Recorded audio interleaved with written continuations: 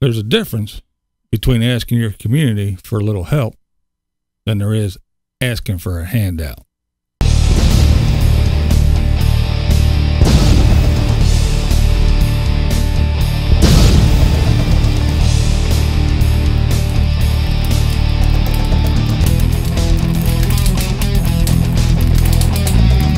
What's up, blind viewers? How's everybody doing today? All right. First, I'm going to start out by saying thank you to Bill from right here in Harrisburg.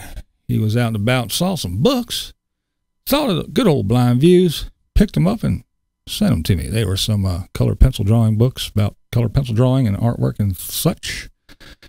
And I will find them very useful. Thank you so much, Bill. I thank you for the books and the kind words. Really appreciate it. All right, first I want to talk about my friend Lola. That's right, Lola from Lost on Land again. Now, she was out and about on her little travels, and she was referring to freecampsites.com for some guidance on finding some place to camp. Well, turns out she wasn't having much luck coming up with duds more than once. So, yeah, the site was letting her down. Now, I watch a lot of RVers, as you guys know, and a lot of people use this site, and a lot of people complain about it. I mean, when I was watching the good old Mikey Living Free, he was constantly bitching about it all the damn time. I mean, now he used it over and over and over again, but every time he would use it and it sent him to some shitty place or gave him wrong information, half the video was him just ranting about the site and how people do this and that and that. Apparently, you know, everybody has input and they just do shit. So I don't know. I guess it's like the morons here on YouTube that just write any old thing just to mess with people because they got nothing better to do. But anyway, so yeah, Lola was not having too much luck, but good old freecampsites.com, she was striking out. But after a while, she finally got a nice little place to hunkered down for her little van life excursion. Now, speaking of lady RVers and apps, Chelsea Vicari. Yeah, Chelsea Vicari is thinking about starting an app. She's looking into it. She wants to develop an app, and she's asking for our help. Now, I'll put a link to Chelsea's video right there, and she has a link to a little survey. I'll also put a link right down there in my info section to the survey as well. Now, what it is an app for travelers, RVers, travelers alike. Now, if you watch anybody's videos, they're always riding around and all of a sudden they break down and all, where do I go? Okay, so, all right, this is a Chevy chassis with, you know, just a house on the back. So I can go to a Chevy dealer, right? And they go and, oh, no, we can't work on that because we don't have a jack big enough to lift that. And we can't, no. You go to a garage and the guy says, I can't, no, look, and the door, you can't fit in my bay and the ceilings aren't hot. No, I can't work on it and blah, blah, blah, blah, blah. So instead of running around from garage to garage to garage and trying to find a place that will work on your RV, this app will connect mechanics and technicians that are willing to work and can work on RVs. So no more searching aimlessly through lists of mechanics and garages and dealers, Chevy or Ford or whatever your make may be, to try to get some help fixing your RV. You're in the area, you punch it in where you're at, and the mechanic is willing to work on an RV. So if you go to his shop or garage or whatever, he's not going to say, oh, no, I can't work on this as an RV. I thought it was a Chevy truck. No, he's going to know that it's an RV. But before she gets rolling and dives too much into it, she wants to know if it's even a feasible thing, if people are even interested. Now, it's not a long survey. You don't have to fill out all kinds of information, give up your firstborn male or none of that. It's real quick. It'll probably take you a minute, 2 minutes tops, if that. It's not even that long. It's a couple questions. You click a little radio button. Yes, no, maybe, I don't know, don't care. Who gives a shit, whatever. but it's a real quick, easy little survey. So if you don't mind going either down here or over to Chelsea's and click on the link, spend a minute and take the survey and help this young lady out. I mean, she wants to be able to be self-sufficient and take care of herself. And isn't that what we always complain about with these RVers? They always got their hand out. Well, she's doing it on her own. She's supporting herself. Now, another young lady who is a urban van dweller and supporting herself, Black Opal Dreams. And I've been watching this chick for a while. Pretty interesting channel. She has some good views, but she's a working woman. She works at a long-term care facility, but she lives in a van. So she supports herself and her lifestyle. And there you go. Just like the first two ladies that I mentioned before, Lola, full-time job, lives in the sticks and bricks, but on her weekends or time off, any spare time, she loves the van life. She loves the camping and the wilderness. So anytime she has, that's what she does. But she's supporting herself. Chelsea Vicari, when she's out and about, she's not begging. She's out there doing it, supporting herself, and she wants to be a young entrepreneur and maybe get this app off the ground. That's why we're asking for a little help, so a young lady can support herself and her lifestyle. Just like Black Opal Dreams supports her lifestyle. She doesn't have her hand out, but the reason why I'm talking about her today is she made a video the other day that got me to thinking. She made some good points. She said that, hey, there is a difference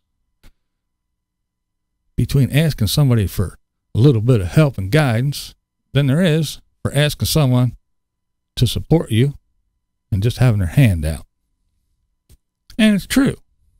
Coming for anyone who's in need. I'm not coming for anyone who's willing to give. Give as you want. It's your choice. Help people in need. That's what we're here for. We're all, especially in the YouTube, like nomadic YouTube community, it's good to help each other, but it's not right when you know people have good hearts and you take advantage of that and kind of use them and or I've seen also a lot of people, they'll say they will need this camera or whatever. They'll be like, oh, I need this and that. And they'll kind of like solicit for viewers to purchase it for them. I've seen a lot of that happen. And I feel like that's just wrong. Like, now, if you're an RVer, nomad, van dweller, car dweller, whatever the case may be, but you find yourself in a little predicament because you're not at home, your home's with you, and you're out and about, and something happens. You have a little engine problem, you have a little plumbing problem, you have whatever, little electrical problem, whatever in your home there, your home on wheels. So you reach out to the community, say, hey, any of you other RV or nomad people, this is my predicament. I got this little leak here and I just don't have it. So somebody with some tools and some Teflon tape and, a fitting or something like that would come over and, hey man, we'll help you. Boom, there you go. Get you back on the road, back in good living.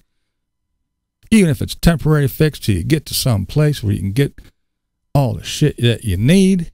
But that's asking the community for a little bit of help and assistance. That isn't throwing it out to the world. Hey, help me. Oh my goodness. Wham, wham, wham. Send me money.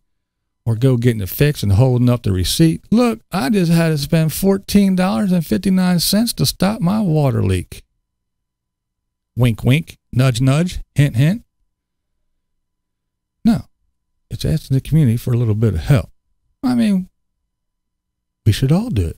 I mean, we all do it. I mean, I used to do it. When I was a firefighter, I would reach out to my brother in the firefighting community, or even the police department and the EMS. All us first responders, we were one big happy family. Like, hey, my refrigerator broke down, man. I really needed to go get a new one, but I got a car. Anybody out there with, like an hour to blow, can you come over and snatch me up, take me down to the store?